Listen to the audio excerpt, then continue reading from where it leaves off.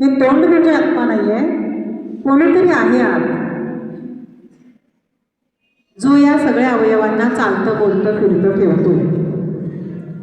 तो दिसत नाही आहे, त्याला आकार नाही आहे, तो आत्मा. मग त्याचं चिंतन करायचं. कधीच खोटं बोलत नाही तो, कधीही खोटं बोलत नाही तो. आणि मग जेव्हा तो खोटं नाही बोलत तेव्हा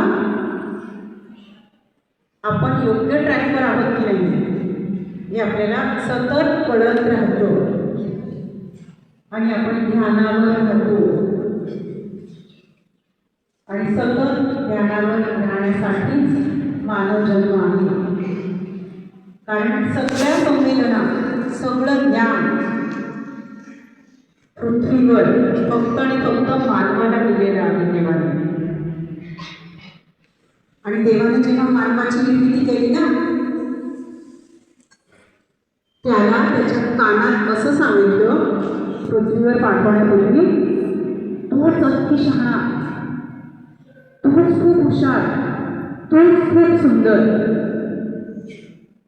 त्याच अविर्भावात आपण आयुष्यभर राहतो.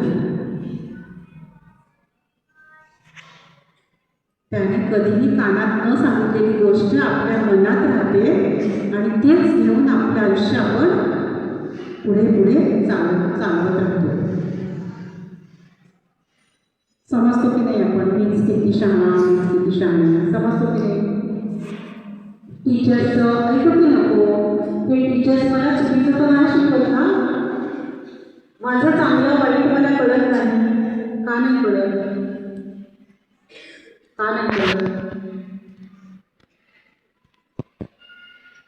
आजकाल लहान लेकरं, मी आत्ता सांगितलं, लहान लेकराला, शिशू जो अगदी बाळ असतो त्यालाही कळतं. पटकन विरोध करायचं, पटकन आपलंसं करायचं, कळतं त्याला. तुम्ही तर एवढे मोठे आहात, एवढं मोठं जग बघितलेलं आहे,